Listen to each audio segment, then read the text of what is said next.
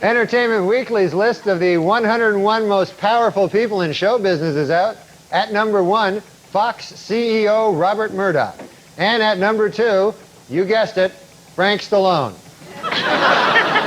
And here's another segment of Frank Stallone. Who is this guy?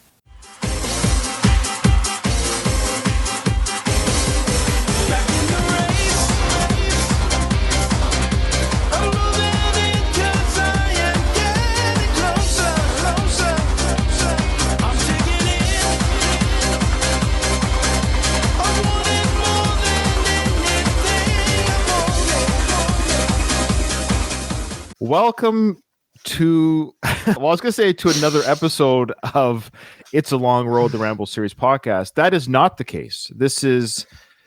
Here's the situation. On our Ramble podcast, Dom and I, we have gotten to this rabbit hole of Frank Stallone coverage where it's become its own thing. So long story short, in a few days, I'm going to, I shouldn't really say just where just yet, but I'm going somewhere outside of Canada. It's a military posting, and I'll be there for a few months. And I'm 99% sure I'm going to have a room with internet. I'm going to bring my laptop and my other mic, and I'm going to still build a podcast with Dom and continue our shows. But it's going to be a bit of a hiccup. So this episode will drop probably sooner than later to give people that stand by. Don't cancel your subscription to the Ramble podcast. More Ramble coverage is coming. But something happened in the Frank Stallone world that Dom and I, we didn't want to wait too long because Frank was a guest on what's it called? The three Knockdown Rule? Three Knockdown Rule, I think it was. Okay. It's a podcast hosted by, I believe, Mario Lopez and Steve Kim. Who that is. We all know who Mario Lopez is. We all know who Mario Lopez is. AC Slater from Saved by the Bell. Okay, so we're going to get into that show. We're going to get into that show and his guest. But before we do, we should just catch up on Frank's Instagram before we get into the actual why we're doing this bonus Frank Stallone Extravaganza episode, because he had an hour-long interview on that podcast, and we'll get into that, but we'll talk about how we're going to break that down. But here we go. Here's the thing. Frank was actually quiet on his Instagram. You and I were concerned. That. You were very concerned, I think. Well, I was concerned that his Instagram postings had gone down. He wasn't talking to the world, wasn't sharing his thoughts on Israel or setting prayer. I didn't know what to do with myself, honestly, when I didn't see any Frank Stallone posts. And I don't know if there's a correlation between our show and his posting. I'm not sure. There's been some speculation, but it turns out he did spend some time in a podcast studio doing an interview. And that could have, for some of his, I don't know how the two, he was only there for an hour, but anyways, but we're going to get into that. So the first video, let's just watch it. So Frank, why are we already laughing? No, we haven't hit play yet. We're already laughing. Okay. So Frank is outside. He's wearing his cowboy hat. He's wearing his shades, ear protection, and he's going to explain what he's doing. Let's check it out. Good morning, Uncle Frank here at the range, getting ready for the Grand Nationals in Oklahoma, which is a lot of fun. Okay, so the guns going off, of course, to keep in line with Frank Stallone shooting. That's right. So guns are going off. He's getting ready for what was it again? Something Nationals, Grand Nationals or something? Yeah. I don't know what that Grand Nationals is exactly, but is he going to compete in Frank Stallone's world? Maybe. All right. He's dressed like he's going to compete. A better podcaster would have Googled what that Grand National is. But if he's going to go compete in it, we wish you all the best. And he called himself Uncle Frankster. Is that Uncle Frank? Uncle Frankster. Oh, man. Grand Nationals in Oklahoma, which is a lot of fun. But it's practice. I had quite a bit of time off this year where I wasn't really able to shoot. So I'm just getting my, as they say, sea legs back. And it's also Veterans Day, which we want to give our heartfelt thanks to all who served our great land. So he talked about getting his sea legs back. I'm in the Navy, and that's definitely a nautical term. He's neither on the ocean nor is he sailing, but he's just saying it's been a while since he shot, so he's got to get his arm and his trigger going again. He's got to be able to shoot. You got to be able to shoot, Frank. And it's very apparent the reason why he's doing this on Veterans Day. Mm-hmm. He has to be at the gun range. Of course, there's no other place he could spend his time on Veterans Day. It's like Frank, gun-toting Yahoo, Second Amendment, and the veterans are soldiers and they fight. And yeah, absolutely. But you would think, I don't know. it's almost too on the mark. Like he should have had a quiet reflection at his home or something. But the idea that it's got to be at the gun range, yeah, he's got to show off. Is this a shoulder? Yeah, we're getting that. We're getting that. Oh, you haven't seen these videos yet. That's right. I sometimes I leave them spontaneous. That's right. Dom's asking what Frank is wearing on his shoulder. Don't worry, he'll explain what that is. Just Don't forget it. If it wasn't for them, we'd be in big trouble. Let's take a pause and bless these brave souls that laid it on the line for us. And I agree. Yes, I'm in the military, and I haven't been in any combat, of course, or any true danger. And I too salute and remember those fallen and those who sacrificed their lives for our freedom. I just try not to give those speeches while at a gun range with bullets flying around. Bullets whizzing by his head. Can we have a moment of silence, please? I want to know the other people that are at the gun range on Veterans Day, because they're all very Frank Stallone-like, I'm sure. Oh, yeah. so it's a great day. So I'm wearing my harness for my shoulder. This thing really works pretty good. And it's a beautiful day out. Look at it. So he's wearing his harness to support his shoulder because he gets injured when he does these weapon shootings. He's probably got one on his wrist too. He's got his shoulder. There's going to be a video one day of Frank just covered in a whole thing of bands, and because every time you watch a video, he's got a new one on. His knee thing, his arm thing. He'll be covered like a mummy in one big bandage. like a full body cast. Must fire my gun. Look at the sky. You don't even think you're in smelly Los Angeles. Or not really, but another dig at his hometown. He says, look at this beautiful sky. You can barely tell we're in smelly Los Angeles, he says. It's all those darn homeless people. You know that, right? That's what he's referring to. Definitely. But stay blessed, stay safe. Stay safe. as he holds a gun at the screen, essentially, the camera. Oh, I love you, Frank. Give thanks, gratitude, and your day will go good. God bless you. All right, God bless you. No more blessing to the conflict out east, but over that. I think he's over that. I don't. Yeah. We said this before. Our last string of videos, he only did it once out of 5 videos. Now we're down to, I think, 0. I think we're. Yeah, that's it. Yeah. If it's not in the news, Frank's not talking about it. No. All right, he's got one more in his cowboy hat here. Had a great day of shooting today, and did doubles. Shot my 28 gauge. Had some fun. And it's always good to be with my truck. It's always good to be with my inanimate object. His segues are just. I don't think he quite knows what he's going to say when he goes on camera. Definitely not. He does not prepare. Great day for shooting. It's always great to be with my truck because I have no loved ones who want to be with me. Frank seems lonely here. He seems lonely. Where's Alex? I don't think Alex goes to the range. I guess he wouldn't be necessary at the range, right? He's going to start doing push-ups with him. I think Frank does the self-filming here. Yeah, both videos of the range, I think he's been holding the camera. So he likes his truck. He said he gives some more advice here on, you'll hear. And with my friends. Oh, he mentioned his friends. My apologies, Frank. I'm sorry. Okay. They're not on camera, but he's with his friends. What more can you ask for? Life doesn't have to be expensive to have a good time. Life doesn't have to be expensive. So ridiculous. He doesn't make connection that he's rich and he's able to have the time to go to the gun range and shoot aimlessly. We're going to get into that when we cover some of the podcasts. We're going to get into his finances. I did a little bit of research on that. But however, life doesn't have to be expensive to have a good time. Is this the words of a starving actor, or doesn't make as much money as Sly? But the idea, I don't think anyone's ever said that per se. No, you go out and hang with your friends and family. But yeah, you're right, Frank. You're right. As he's driving a $55,000 truck. Probably even more than that, actually. And God bless you, like Roy Rogers said, may the good Lord take a liking to you. In Tennessee, Ernie Ford said, well, bless your little pea-picking heart. God bless. Thanks, Frank. We appreciate your love and support. And all right. I wanted to say something. I don't know if I'll say it online. I probably shouldn't say it. I'll say it. Nah. You should say it, Ryan. I think no.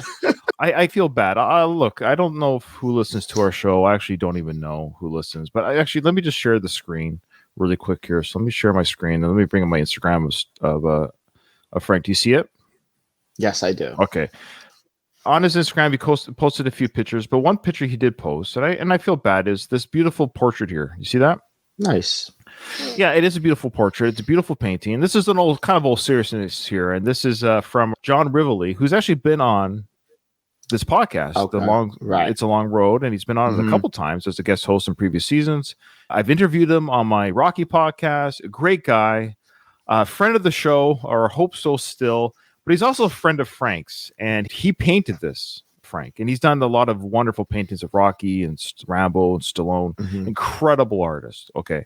But I think there might have been a conflict of interest, and I feel bad about that because ever since I think us having some fun with a public figure who happens to be Frank Stallone, at the end of the day, he's a public figure and he's a celebrity more than you and I are and ever will be.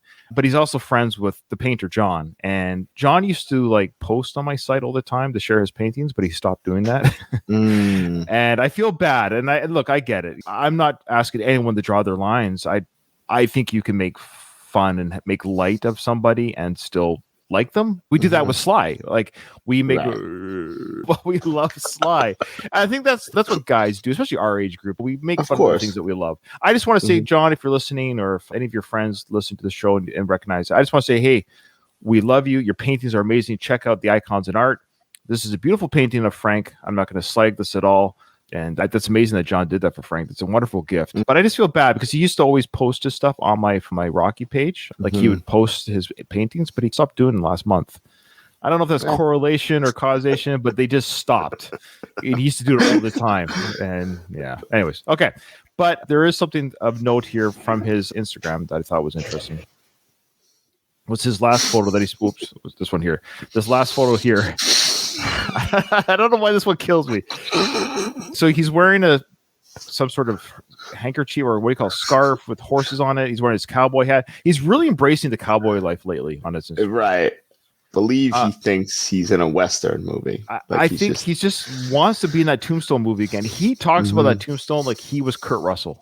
Like, Frank, you were in it for 2 minutes and you got killed. Snubbed. Oscar snub. But he just wrote here, ride like the wind and don't write a check your ass can't cash. He says, kindness works, belligerence doesn't. Now, he spells works wrong because he puts an apostrophe there. He actually spelled belligerence right? I think he spelled belligerence right. I think he got that one.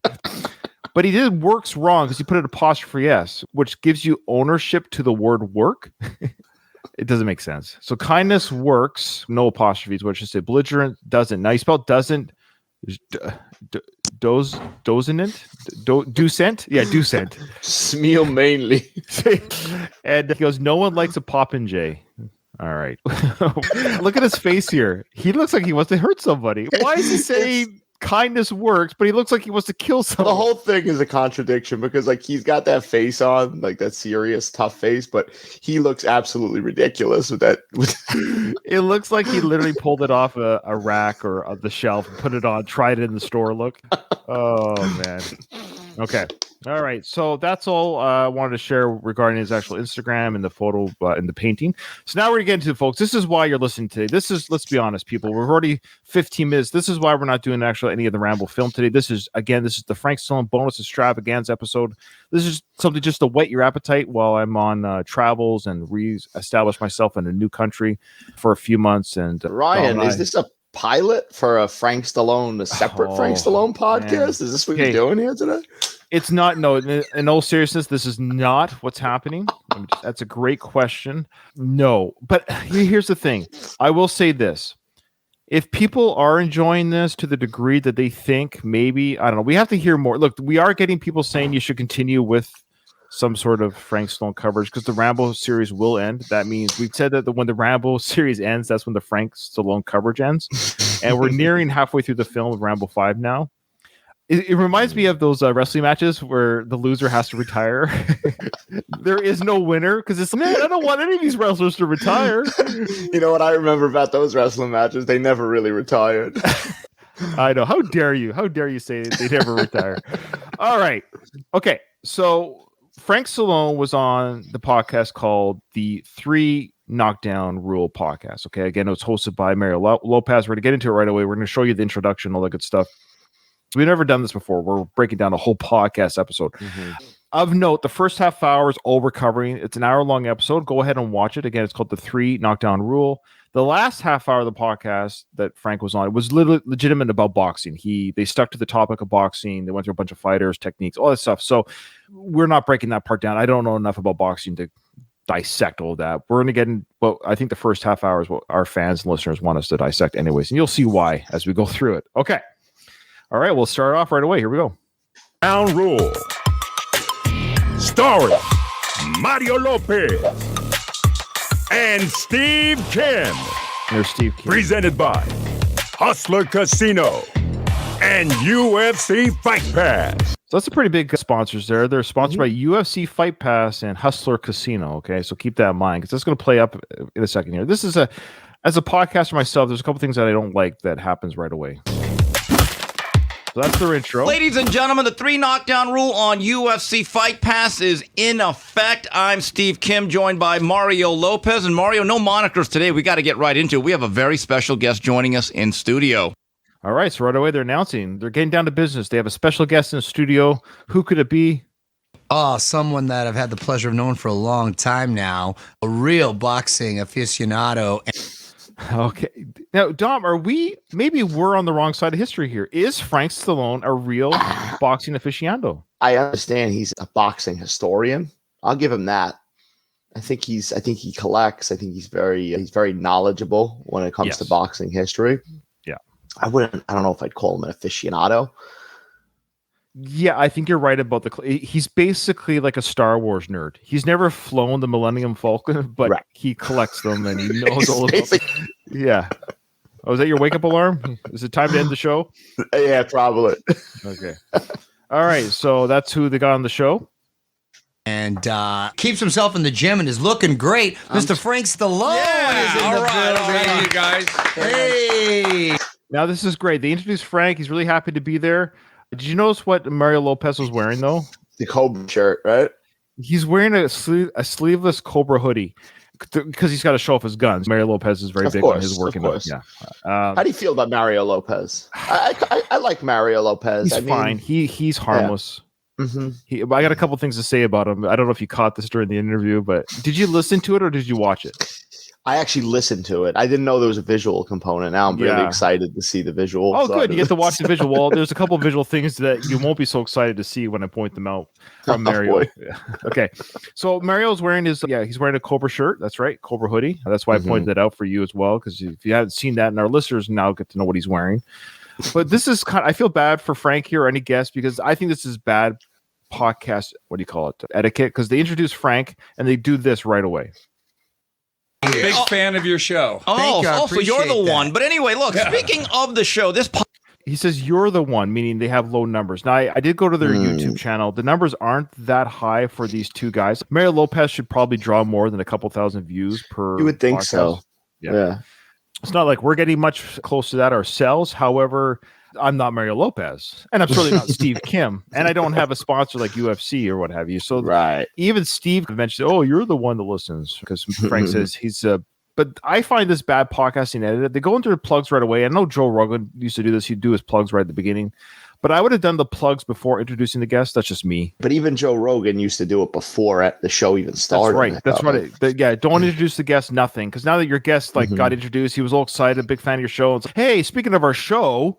And they might be relevant to his own existence, the advertisements that you're going to push. Yeah, we're going to go into that. So this is the first thing they plug, which is, of course, UFC. But it's the second commercial that Mario plugs, which I wonder if Frank squirmed in his seat a little bit. Let's take a listen.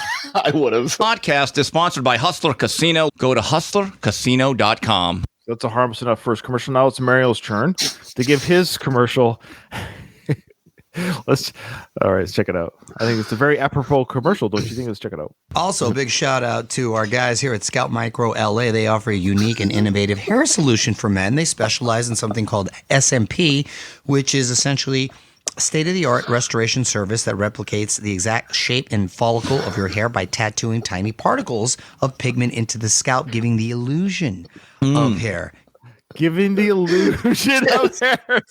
There's a version of this, Ryan, that as Mario Lopez is talking, they're zooming in on Frank Stallone's hair. Dude, I don't care who you are. I don't care what side of the fence of Frank you're on. If you claim that's Frank's real hair, you are lying to yourself. You are the enemy if you claim that is Frank Stallone's real hair. He literally got this done. It's either a toupee, like you said, like that with those high-end toupee type high-ends, or it's that micro where they literally insert hair into your scalp, which is It's a big thing, and it's a real thing. You can see results as little as one treatment. They can restore hairlines, give the appearance of thicker, more dense hair, and especially if you're rocking a close-cropped hairstyle, concealed any sort of issue you may have, camouflage, burn, skin condition. They use the highest quality. So if you're going bald, looking for a new look, hit up our friends at Scout Micro. Mention this ad for a free consult. Frank, so you got their number? All right. If you're getting thin, he'll help fill you in. Now, this is, I noticed this while I was watching this. Of course, you never saw this. Steve, for whatever reason, every time he talks, and it's proven here, he always looks to his right. It's Mario's left. He rarely ever looks at Frank. It's odd. Every time he's on camera, he talks to Mario and very rarely looks to Frank. I don't know why that is. I find that odd. Yeah, it's just weird. And it's proven right here where he looks to Mario. I just wanted to confirm that, but it's, yeah.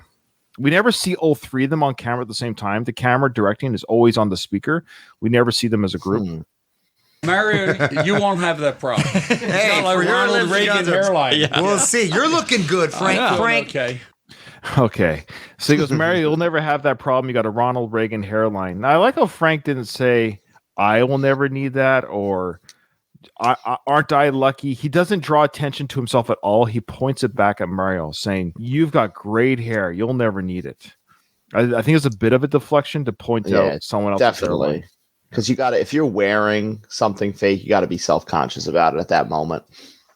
I want to jump right in because you were prominently featured in the new Netflix documentary, Sly, of course, pertaining to your brother, Sylvester Stallone. And they said, did you watch the documentary? You did. That's right. Yes.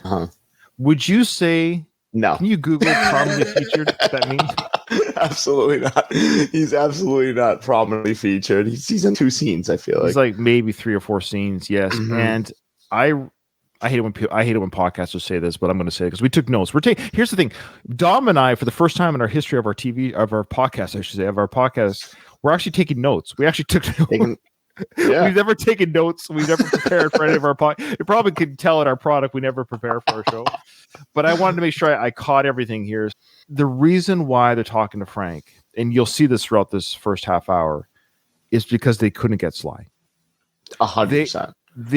Every question, everything they're doing, as much as they can, these are the questions they would have asked Sly. But they didn't get Sly, so they're talking to Frank. Right. Did you catch that too? Yeah, absolutely. The first half hour until they, like you said, until they go into the boxing later, it's all Sylvester Stallone oriented. Here's the 4-minute, 20-second mark.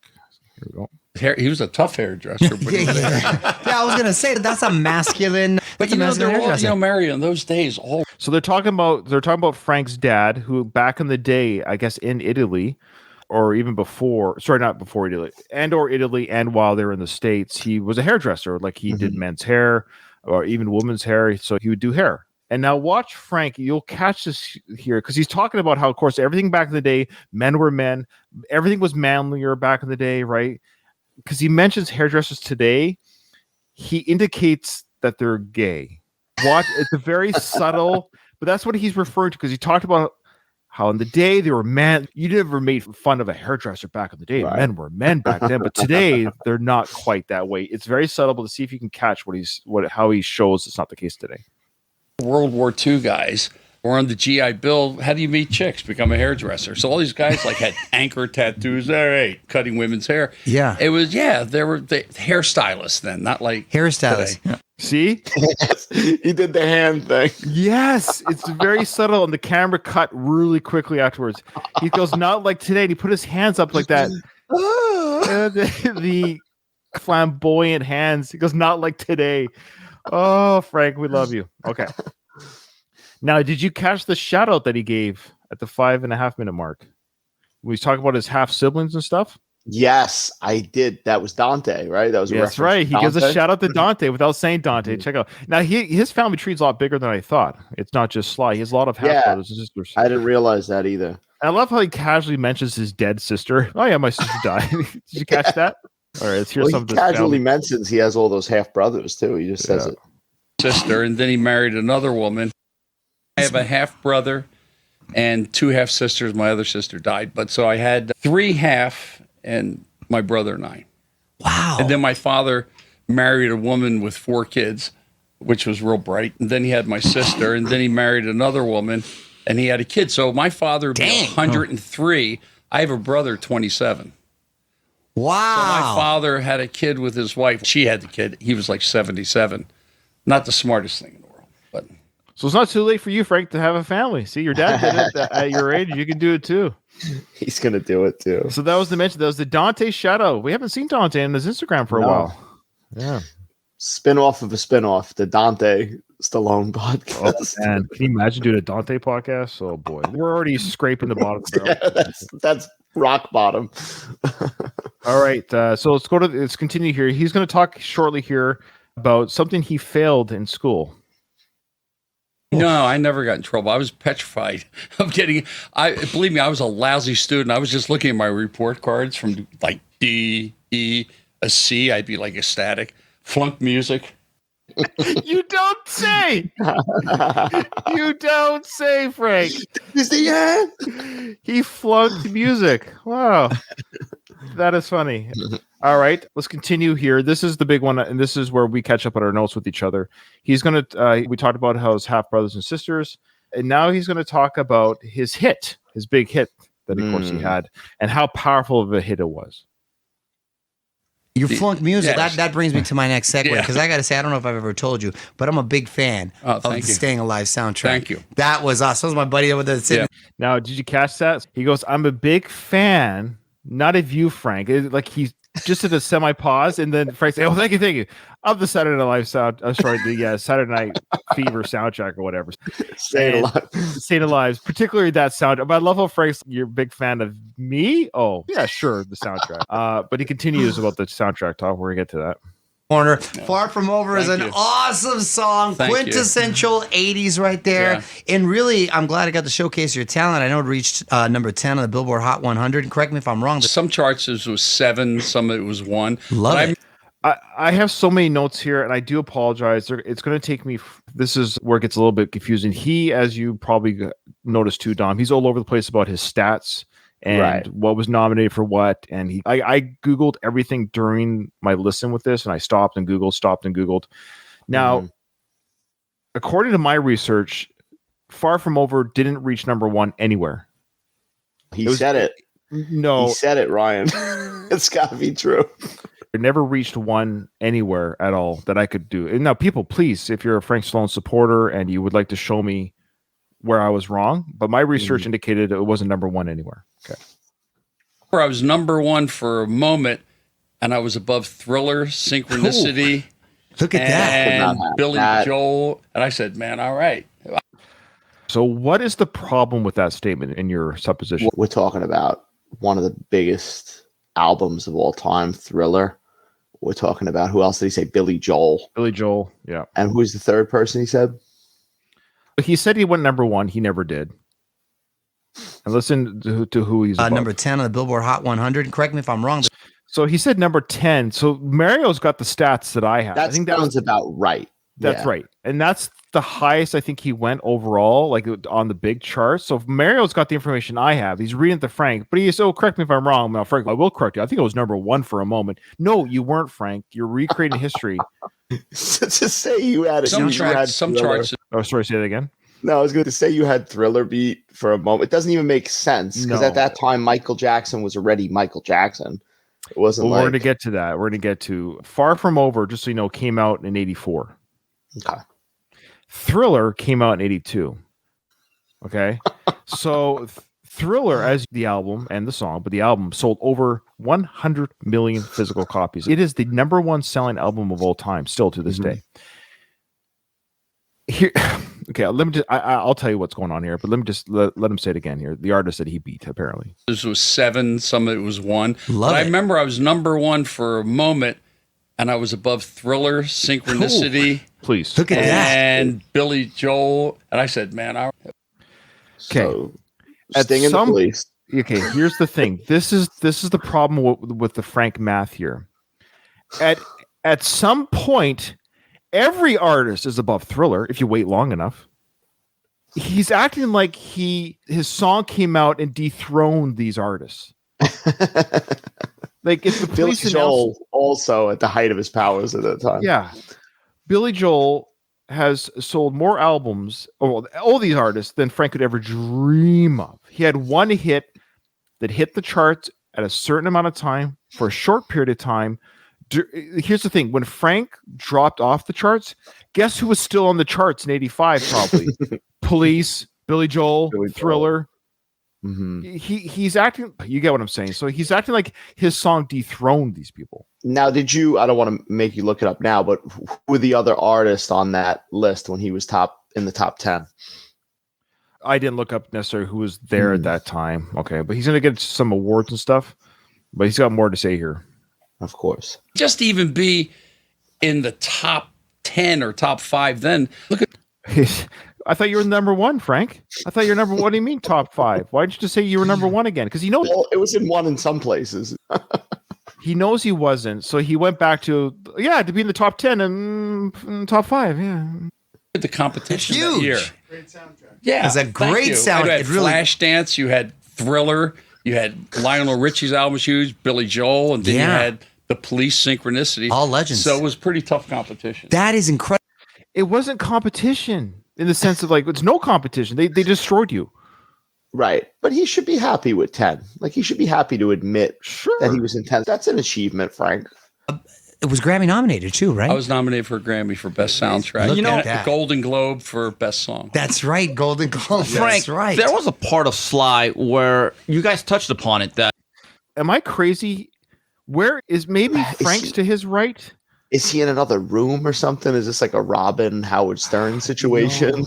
I don't know. It's so the way maybe Frank is to his right and Mario you- is am to I- his right. Am I picking up on something? Because when I listen to this, I don't know, when they mention Golden Globe, I feel like Mario Lopez laughs almost like mockingly.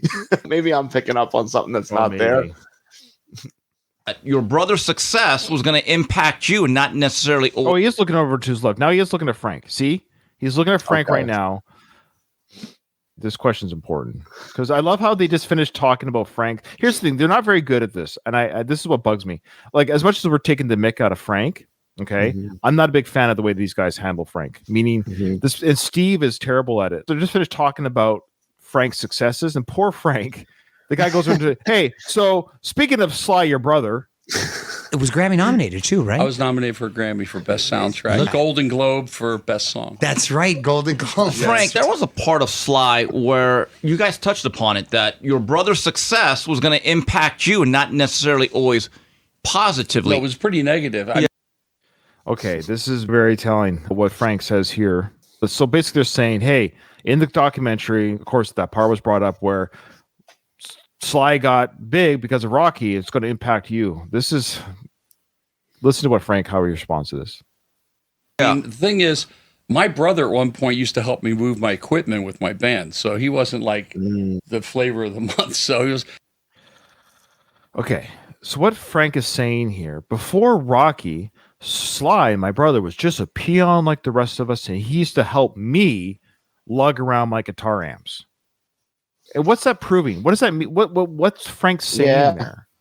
That down Sly a little bit, I feel like. It is. It's total jealousy. It's totally living in some sort of glory days that never existed, because what Frank is saying, yeah, my brother used to just be my brother. Yeah, every celebrity was just a waiter. Right. The person waiting at the bus stop, Starbucks, whoever, barista. Yes, but that doesn't mean anything. That goes for everybody. Everybody that's a celebrity that we know today, from The Rock to whoever, they were just quote unquote nobodies before they were somebodies. Right. That's what makes them celebrities. So for him to say that Sly used to help me carry my music equipment around, he was a nobody. Yeah, but that doesn't change about who he became. And he called him a flavor of the month too, which is an odd dig. Yeah, you could tell there's a little something. Yeah, there's there. animosity there. Absolutely, there is. Mm-hmm. So what happened is when Rocky came out, I was out here when they were rehearsing it with Sonny Shields, Randy's father, and Gene LaBelle was acting as the referee when they were. And he mentions that I was here when they were working on the film. This is actually very telling. It's coming up here. He proves his point about. Remember when he mentioned he failed music school? Listen to how long he was in the trenches for before Rocky came out. This is important because he actually buries himself a little bit here because he tries to make the point here. And my album, we just signed with RCA. My album almost came out the same time Rocky. Now he can't talk. So he had a band called Valentine before he was solo, and he's saying that his band signed with RCA, and it almost came out. He's trying to establish here that he would be Frank Stallone without Sly. Like he was gonna if he would have hit first, he would have almost been like. It would have been the documentary of today would have been called Stallone, Sly, that is, because Frank would be the big music star, and Sly would be the riding on his coattail. Hey, Frank, could I write a movie about your songs? They would have been Frank Stallone impersonators that live their life like that, running around Philadelphia. So he's totally recreating history or trying to make it work for his narrative. Okay. So he's saying that his band signed with RCA, but the band failed. It doesn't matter about Sly at this point. So he's saying Rocky came out first. I don't care if you came out with Thriller, you couldn't have competed with Rocky when it. But that's not two different mediums. I mean, he goes, yeah. So he again. This is sorry. This is so hard to get through. This might be a 5-hour episode. No, he's saying it doesn't matter if you have Thriller. You can't compete with Rocky. Here's the thing: they both exist, and they both were hugely successful. So it doesn't matter. Right. You're right, Frank. Because Thriller was a kick-ass pop album that destroyed all records and sales. Catapulted Michael to the stardom that he himself never came back from. And he's proven his point by not proving his point that Thriller, and here's the thing, Thriller came out 6 years after Rocky came out. So it doesn't matter. Valentine's debut album was not Thriller material. That's why it didn't do anything. And so he again brings it up like it's competition. Again, it's you're right. It's a competition. So he's saying Thriller, which came out 2 years before my Far From Over, like he's comparing all these apples and oranges and pears. Yeah. Okay, so he's saying Rocky is such a phenomenon that it doesn't matter what album came out. I should have Googled, a better podcaster would have Googled what albums came out in 1976. I got news for you. I bet you a lot of successful albums got released the same year that Rocky's film came out, that they have nothing to do with the other. Absolutely. The music that came out in 76. And they didn't get drowned out from Rocky. That's right, yeah. This just in. Record sales have plummeted in 1976 because the Rocky film came out. It makes no sense. What he's saying he's basically saying my band failed because we sucked. Not because Rocky came out. It was just too big. Right. 10 Academy Award, just a perfect movie. So what happened, I think, coincidentally, people probably think I thought I just picked up the guitar the day Rocky came out. By the way, Hotel California by the Eagles came out in 1976. So how in the world did that song become a hit? How's that possible that song could be? Isn't the Eagles' greatest hits one of the greatest albums sold of all time as well? Yeah. How's that possible? Because it didn't come out the same year as Rocky. Like people were at the music store saying, "I really want to buy this album, but I want to see Rocky too. What do I do here?" Doesn't this logic blow your mind? It is. When you really think about it, it really does. If you made a memorable, good album. Yes. That's it. It doesn't matter what TV shows out, what novels out. They're two different mediums. And here's the thing: two good albums could be released the same year and enjoy both. Oh, absolutely. That's a whole other episode. Be released on the same day. Yes. Yeah. Anyways, so what he's saying now, folks, let me Frank translate for you. He's saying Rocky has come out. It's a hugely successful movie. No album can compete with the movie, let alone my band called Valentine. And then he says, however, now that Sly is a huge international star, people are digging into his family. They find out he has a brother named Frank who happens to play music. And they thought oh, because my brother is a star, I just happen to pick up a guitar so I could be a celebrity too. That's what he's saying we think has happened. And he goes into more about how he buries himself with his own theory here. Exactly. Hey, Fly, I got a song for you. Yeah, I got a song for you. Yeah. So I've been in bands, I've been playing the club circuit like dives and stuff for 12, 13 years at that point. I started. Yes. And you never got out of it. You'd still be there if your brother didn't exist. That's the whole point. Bold now. He says something bold now that I don't think the years add up. I don't know if you remember what he says here. Oh, yeah, we'll get to it. But you get what I'm saying here? He's saying, hey, I've been scraping my knuckles on these bars and these dives and playing all these in bands, and all of a sudden people know who I am because my brother, but I've already paid my... No, yeah, sure. But you didn't break out. Welcome to every starving artist. Welcome to every starving musician who hits these bars even today, who will never get big. It's just the way it goes, Frank. You never broke out, and the only reason why you exist is because of your brother. End of story. You had 13 years, and nothing happened. In 1965, I was playing Beatles songs when the Beatles were still together in bars. Sure. So what does that mean? He says that's what he's saying, that he was playing in bars when the Beatles were playing in bars. I don't think he was. No, he was saying he was playing Beatles songs while they were still a band. So he's just trying to show you how long he's been doing this music thing, that the Beatles were still together, and he's playing covers, Frank, of Beatles songs. So he's proven his point that, yeah, you might want to change careers. You might want to do something else. And what happened is it was just one of those things. And I got hit hard. Yes. One of those things was your brother became successful at his trade. You did not. Hard. More because when he came, it's not like an actor went big. Rocky was iconic. Yeah. Here's an It's like unknown a phenomenon. phenomenon. I was an unknown actor. The most known actor was Burgess Meredith. Right. As the Penguin. That's what they knew him right. from. That's right. But yes. Yes, Stallone was a struggling actor. Like, you were a struggling musician. Your brother created the script and it became huge. The songs you created did not become huge. Right. That's the simple, that's the equation. That's right. So he's going out of his way to really justify why he's not as famous as Sly. I can't stress this enough. He would not be on this podcast right now if Sly never existed.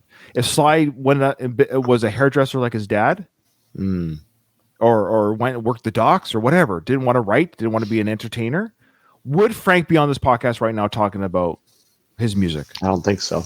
No. And so what happened is, I think coincidentally, I just all of a sudden went from Frank Stallone, rock and roll guy, great band. We won all the Battle of the Bands.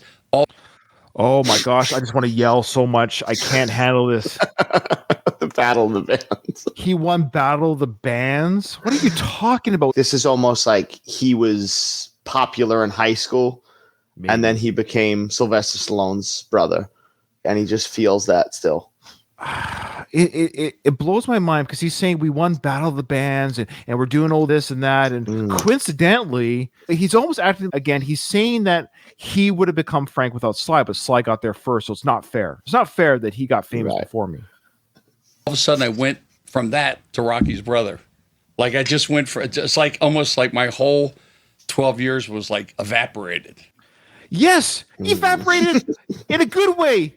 You went from nothing to something. You went from nothing to something, Frank. That's the evaporation. It's a good evaporation. Like right now, our podcast, we get like 2 views, let's say. Okay, fine. Let's say your other podcast, you do the Movie Thoughts podcast. Let's just pretend in a world you got these Joe Rogan numbers, right? I got Joe Rogan numbers. Yeah. And then you could say, oh, I do a podcast with Ryan where we talk about Frank and Rambo. Check it out. Coincidentally, my 6 years of podcasting I've done, which has garnered Frank Stallone bar attendance numbers, I would now get a little bit more. That's the Joe Rogan effect. That's why you have these Brendan Schaub, these these comedians. That's right. They exist because some people like Brendan Schaub, who's not a very good comedian, but they exist because they're friends with Joe. Exactly. That's the Joe Rogan effect. That's the celebrity. That's the way it works, Frank. That's how it works in Hollywood. That's how it works in business. Is you're friends with the boss, you play golf with them, whatever it is, and but take that journey and be thankful for it. And I had to claw back. How was the So he never clawed back, Ryan. he says he had to claw back. Claw back from what? He never got back to whatever got he's there. talking about. He never got there. He never got back. To Sly's credit, and Frank, you should be grateful for this, you didn't have to play those bars and dives again. Exactly. dynamic with you and your brother during that time? Fine. Listen. You always got along. No, we fight a lot. Your brothers, of We don't course. always get along. But the thing was, I remember we were sitting in a hotel. Remember, Rocky was a very cheap movie. It was $800,000 or something like that. And I remember looking at the dailies in the cheap hotel room in Philadelphia.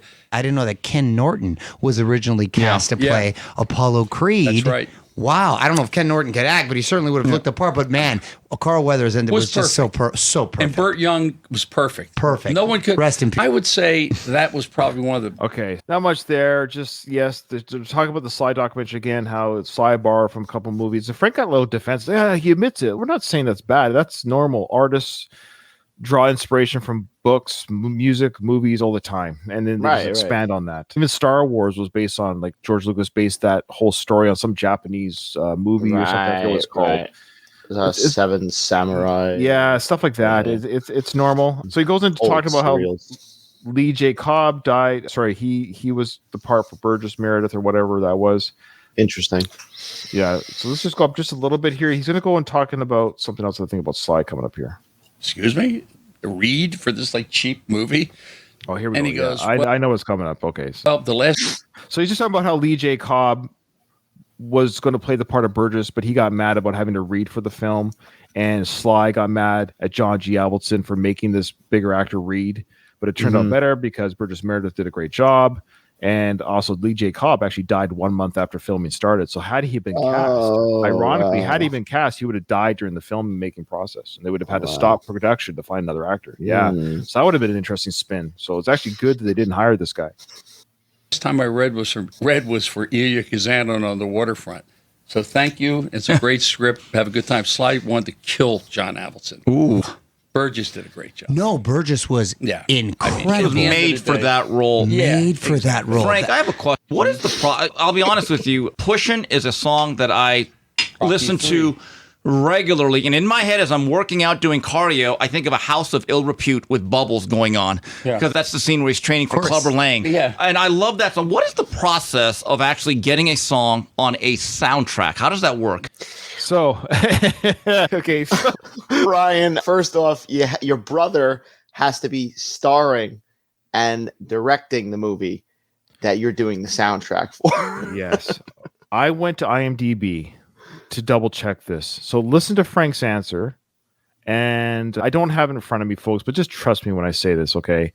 He has like 40 to 50 soundtrack credits to films. Oh, that's pretty cool. Far From Over was 80% of them. That song was used throughout different films and TV shows. Okay. So Far From Over was on the movie soundtrack that his brother directed. Staying Alive, right? Boom.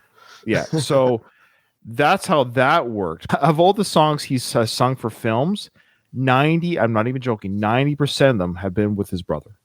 Of course. I think it's been 4 or 5 that were, he did like a duet on some cheesy 80s comedy film. It's his credits that are not the Sly films are horrible songs and horrible films. That's the other irony, is the songs that are half decent happen to be on the Sly films. But here, let's listen to Frank, how he gets his songs on these soundtracks, because it's got nothing to do with his brother, of course. I'm taking notes here. Oh, I done, as you mentioned, Take You Back on Rocky 1, and on Rocky 2, I did Two Kinds of Love and Singing by the Trash Can.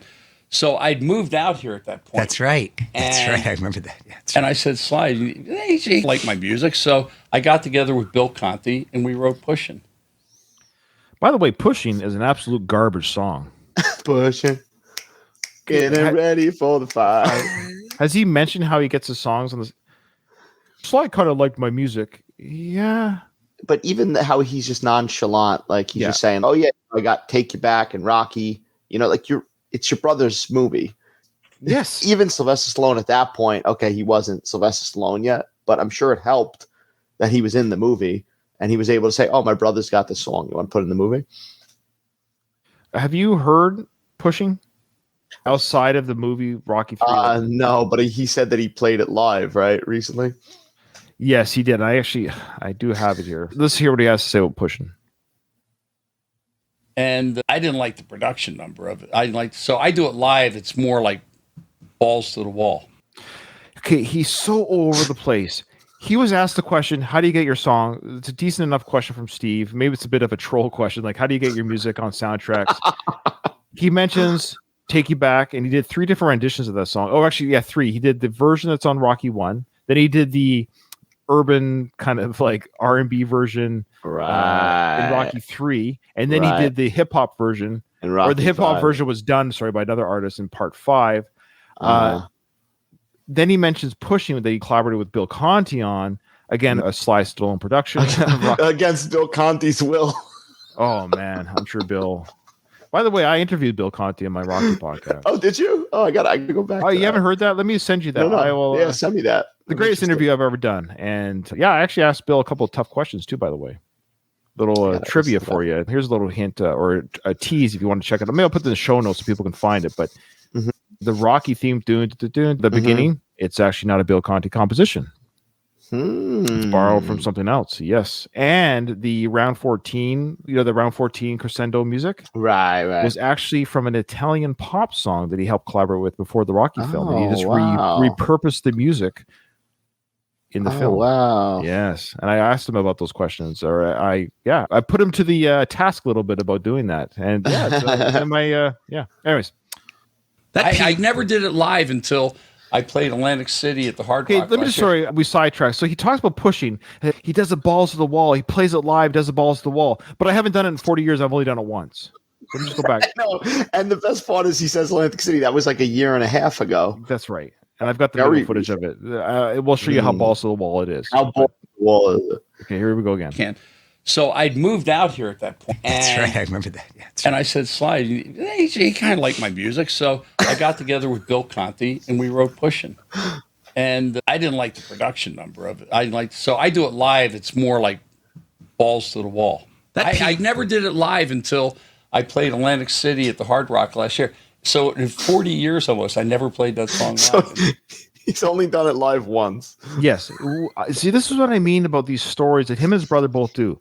He's telling a story and he's telling a narrative, but he realizes, oh, wait, he says, I play it live. It's balls to the wall. But I haven't played it live ever until now for the first time in 40 years. And now we got footage of that. I got some fan footage of that. Do you want to see some of this balls to the wall? Absolutely. Let's get balls to the wall right now. When I think of great songs, Ryan, I think of Bohemian Rhapsody. I think of Let It Be. And I think of Pushing by Frank Stallone. Here we go. Check it out.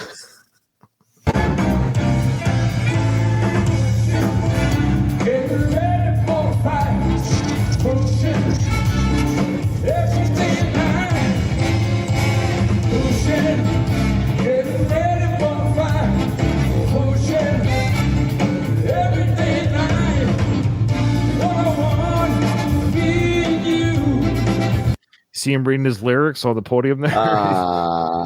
Where's the walls? I don't understand. This is balls to the wall, and I know he's 70 whatever, but his stage presence is so awkward. It's so it doesn't.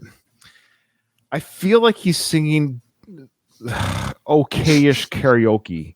Right. Does that make sense? It's like watching one of your uncles sing karaoke. Yes, it doesn't seem. I don't think he's naturally a rock star. I don't think he's like, you watch him. Like I just saw, again, I mentioned this on one of our older episodes, that I saw Peter Gabriel live, right? He's the same age as Frank. Incredible singer still to this day. And even though he's a little bit more overweight, of course, or whatever, his stage presence, you could tell he was an artist, if that makes sense. He's a showman, right? Yeah, you could tell he was an artist on stage. His stories, his singing, his band. Right. Then you watch this, I just feel like, oh, this is so cringe. We'll see a little bit more, though. There's the balls to the wall. First time in 40 years. Oh, see, you see that? Again, for our YouTube. I thought he pulled his back out. No, he was looking at the lyrics. He couldn't make out the lyrics on his stand there. He had to look closer to what the lyrics were. So he bent down to look at them a little bit. And let's go back a little bit more. You'll see. And then his singing is a little bit off key, I think.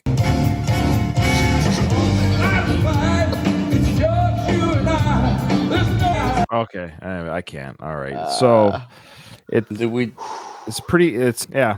Sometimes you just got to retire. As they say, sometimes you just got to hang up the gloves. You got to hang it up. You got to hang it up. All right, so let's continue. Oh, this is a nice little tidbit here coming up here. I'll put it. He talks about "Eye of the Tiger," which is not his song. It's written by Frankie Sullivan and he's right about something. Even a broken clock is right twice a day. Check it out. It really Bill is. Conti didn't win the Oscar for "Gonna Fly Now." Come on. Who won that year? You're not going to believe. I think it was The Omen. There's no songs. Oh, in the come Omen. on! That scared a hell of a lot of people. kidding me? Omen And was how scary, about though. "Eye of the Tiger"? It was scary, but Yeah, we won't get too deep. Basically, does a whole discussion that comes up a few times about who should have won. I got nominated for this. I got nominated. No. The way it works, Frank, too, is just because a song is fun or popular or has a toe tapper, that's not necessarily what the Oscars are looking for. And he got mad about I think it was the Grammys or the Oscars where the Flashdance song won. That's a good song. I went and watched the video again. It's a really cool song. Yeah, and I'm far from over. Okay, so he talks about Frankie Sullivan and "Eye of the Tiger." was not as. How about "Eye of the Tiger" didn't win for best song? That's probably the most played song. I think. Who won that year? Do you know? I think it was "Officer and a Gentleman," "Up Where We Belong." That's a great song, by the way. It's a good song. Yeah, Joe Cocker. Yeah, and I'm sorry, "Eye of the Tiger." I've said this before, and he's right that it is played too much. The opening chords are fun, but it's a repetitive song. There's not much to it. I think it's actually quite boring. I'd rather listen to "Burning Heart" or Robert Tepper's "No Easy Way Out" is the best Rocky song. I'm hands down. Oh my God, "No Easy Way Out" is phenomenal. It's a phenomenal song. I never get tired of that. And I also interviewed Robert Tepper on my show. Oh, nice. I gotta go look. I gotta go back. And I also interviewed Vince DiCola. I should put all those. Oh, yeah. You said okay. Anyways, sure. But check this out. Oh, come on, Joe Cocker. By the way, Frank, I think "Eye of the Tiger" was turned down by Karate Kid. I've read that somewhere. No, Karate Kid was later. They did "Moment of Truth." What happened is Sly was the one who goes, and he came up with the phrase "Eye of the Tiger." So Scotty Brothers Record had a group called Survivor, and they wanted to really see if they could push him to the next level. So they wrote "Eye of the Tiger." Everyone thinks I wrote it. I said if I did, I'd be a cajillionaire. Right. Now he's right. This is where he's right. Do you know Frankie Sullivan of "Eye of the Tiger," Survivor fame? He was the guitarist, I believe, and he wrote "Eye of the Tiger." Do you know what Frank Stallone's net worth is? Frank Stallone's net worth? Yeah. Do you have any? If I had a guess, I'd say like 10 million. 2.5. Oh, wow. And what's funny, my gut was telling me like 3 million. And I was like, it's got to be more than that. No, it's 2.5. Okay, which is crazy because Sly is 500 million. Yeah, Frankie, who wrote this is the crazy. So this is where Frank is right. This is where music royalty is huge. Okay, huge. So right? I would say if I went up to the battle of two Franks, if I went up to an average 10 guys our age and said, "Hey, who's Frankie Sullivan?" I'd be very surprised if anyone could tell me he's a guitarist of Survivor. But if I say who's Frank Stallone, they would be like, "That's Sly's brother." Right? Absolutely. Frankie Sullivan, 20 million net worth. Wow. So there you go. Music royalty from one freaking song. Figure that song gets used all the time. Yeah. Too. Yeah. Royalties, brother. Royalties. So Frank's right. And he knows that. He ain't stupid. Okay. There's some more Oscar talk coming up here. How many times was Pushin' used? No, never. Nobody wants that song. Nothing. It shouldn't even be on the Rocky III soundtrack. It's a horrible song. Never understand. I don't understand. That song is played almost at every sporting event. "Eye of the Tiger" is played almost at every sporting event sometime. But it just goes to show you, man. What do they know exactly? Hey, I got screwed out of my Oscar nomination. So he's talking about how he got screwed out of his Oscar nomination. Absolutely ridiculous. I love how he changed it from Oscar. I got screwed out of my Oscar nomination because he wasn't even nominated. It's an honor just to be snubbed from the Oscar nomination. Because he mentions the reason why he feels like he was snubbed from a nomination is because he talks later how the same songs that were nominated for Grammys that he was nominated with were also Oscar nominated. So he feels like How come I wasn't Oscar nominated? Because they want nothing to do with you. They didn't think you were good enough, Frank. We should mention, he did mention this. So when he talked about being screwed out of the Oscar, he did mention afterwards that Sly called him. You want to talk about that? Yes. So Sly, funny enough, that's what I love. I think like Sly was like trolling a little bit. So Frank felt like he was cheated out of an Oscar nomination. So for Sly, though, calls him and said, "Oh, you're gonna hate this. The Oscar nominations came out and you weren't nominated." And he told Frank that his career had died because of that. Frank said to him, "What, did somebody die?" And he said, "Yeah, your career." That's right. Yeah, your career. And he's not necessarily wrong. That was the biggest hit Frank had ever had, was Far From Over. That's his biggest hit. Again, I liked Rocky 3. I was in it. Yeah, I just love that part. I don't know why. I love Rocky 3. Isn't he? Correct me if I'm wrong. He's in the opening as one of the people he's boxing, right? He is montage. Actually. That's a little trivia. He's one of the boxers that Sly and or Rocky knocks out. That montage at the beginning, the 10 to they went handpicked. They was handpicked. What do you mean? There was setups? Nah, they weren't setups. They weren't crazy fighters like that. Like I was knocking at the bar, Mars. Okay. All right. So he brings that up. I was in Rocky 3. Yeah. He also, though, remember he was singing Pushing in the House of Ill Repute. He was with the girls there. He sang, that was his big scene. Literally 2 seconds. Blink, you'll miss Frank. But he was in Rocky 3. I was in it. He was going balls to the walls there. Yeah, balls to walls. I was in Love Rocky 1, 2, 3. I was in 1, 2, 3. Yeah. Why does he say that? Here's the thing. People that know Rocky already know this. And then those who don't, are people watching this interview and saying, oh, you know what? Frank was in the first 3 Rocky films. I better go watch those. Like, what's he plugging what here? What scene was he in? But it's the same thing with Tombstone. Like the 5 seconds he's in Tombstone, he's just, I was in it. Yeah, I was co-starring. Yeah, ironically, he had the most lines in Tombstone. He had more screen time in Tombstone than all the Rocky films combined. You don't remember Rocky 1, 2, and 3? The poster said Stallone, and then on the other side it said Stallone. There was 2 That's Stallones above the 2 title. Stallones. Rocky 2, 2 Stallones. Rocky 4 it's a great movie. Not my favorite. Not my favorite. Why is it not his favorite? I'm not in it. I just love that too. He doesn't say that, but that's what, because he mentions I was in 1, 2, 3. Rocky 4, incredible film, the number 1 box office film draw of the franchise. I'm not in it. That's what he's thinking. But a lot of people, it's their favorite because I will break you. Incredible soundtrack. Great soundtrack. Propaganda. I love it. Yeah, and then Great soundtrack. Vince DiCola. That's why I love Bill. Don't get me wrong, but Vince DiCola's soundtrack for that 4th Rocky film was incredible. That soundtrack's amazing. It's an amazing soundtrack. Okay. Oh, this is interesting coming up here. He solved the Cold War. Exactly. He did. He solved the Cold War. Rocky 5, I said, why aren't you directing it? I think he got lazy at that point.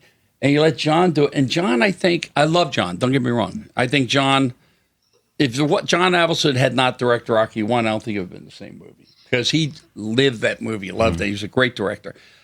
And Sly, I think, got lazy. And I think John had a little bit of animosity at this point because you've had 4 monster hits. Now John comes back, and John was a little bit of an authoritarian type guy. And Sly goes, oh, he tries. No, I got it. No. So it didn't come out as good as it was. Tommy Morrison, I'm the one that found Tommy Morrison. I said, look at this. Okay, I just wanted to play that part there. I'm the one that found Tommy Morrison. Tommy Morrison was a pretty well-known boxer then. Did he really find him?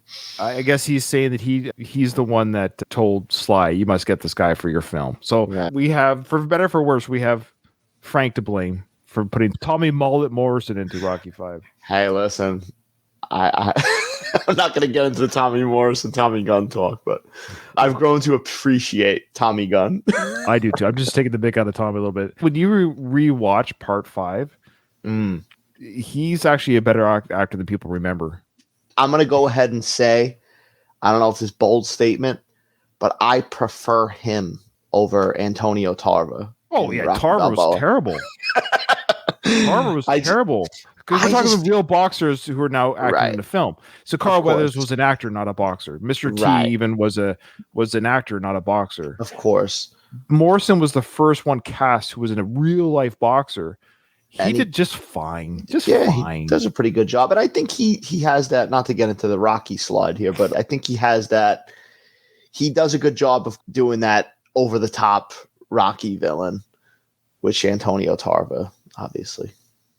White guy, man, on ESPN every month. Knocking dudes out he could punch. Yeah. He was on ESPN every month because he was. Okay, and the last thing I've got here, I'm just going to double check your notes. We're nearing the end here of the half-hour mark of the podcast. I think I'll do my closing marks at the end here. Yeah, you got the same. I think you got the same thing here at the 28 mark. Let's see if we get there here. Nighthawks, I like that with the beard. Cliffhanger. Yeah, the beard. Remember, Cliffhanger was great. Victory. Played a soccer goal. I liked Cobra Over the Top. I liked all Over the Top. Great soundtrack on that one. Let's talk about all the movies your brother was in. I just like that part too. Look at his face. That moment that he knows, he realizes, cements that this podcast is not about him. That's the irony of this whole interview. Is Frank Stallone is here, boxing aficionado, which they do for the last half hour. They do, so to their credit, that's what they do for the last half hour. But the first half hour is movie talk and all these Rocky talks, all these behind the scenes stuff. It's what can you tell us as best you can if Sly was. Can you just pretend to be Sly for half an hour? Right. Exactly. That was in a Kenny Loggins. I always thought he should have done a sequel to Cobra. Yeah. Because I thought the first one was Cobra good. Cabretti, It just wasn't shot well because Cosmatos was not a great director. No, I love that line. You might not know this. You see how he just buried Cosmatos there a little bit? Guess who directed Tombstone, his favorite film? George B. Cosmatos directed Tombstone. Now, that's a whole other nerdy discussion. George B. Cosmatos also directed Rambo First Blood Part 2. Okay. And he directed Cobra. And he directed Tombstone. He's the type of director, though, and Sly always hires these type of directors where he can push around. He could direct a movie behind them, basically. That's right. Funny enough, though, when George P. Cosmatos did Tombstone, apparently he wasn't very good there either. And it's come out officially that Kurt Russell took over directing. Oh, wow. Okay. Yeah. Directing and editing. So it really it's shadow directed by Kurt. Okay. We're talking about boxing. This guy's a master historian. I'm talking about Burt Sugar level of historical data. Burt Sugar and I used to get drunk and talk boxing. I love it. And I said, all right, I can't find it. What was it you wanted? It was mentioning Sage. What I mentioned. What did you want to say about this? I actually like that he went into it a little bit. And I would have liked if in the Sly documentary, Sly would have went into it a little bit. Yeah, and that's a good point. So that's ironically, I can't find the clip. But ironically, the one good clip about Frank here is that he actually paid a bit of homage. He paid more homage to Sage Stallone in this interview than Sly did in that documentary, which is weird. Yeah. Okay, I hope everyone enjoyed our breakdown of this Frank Stallone on the 3-round or whatever podcast. Good for these guys for getting Frank. I know Frank will never come on our show, but I never say never. I would love to interview him. What's funny, despite all the Mick and everything, I think you and I would actually have a fun time with him. And I think if he had a good sense of humor, he would come on and we could talk about his career and talk about his songs and talk about his hair. So anyways, that was it, guys. That was a bonus episode. Hopefully you enjoyed it. Is this going to be an actual... I don't know. I don't know if there's enough material out there. I will tease this. And then we'll close up. Frank Stallone has an official YouTube channel. I found it. He hasn't updated in a while. Is it Frank Stallone guitar? Is it? It's not the Frank Stallone guitars one, though. It's Frank Stallone, his own YouTube channel. And on that channel...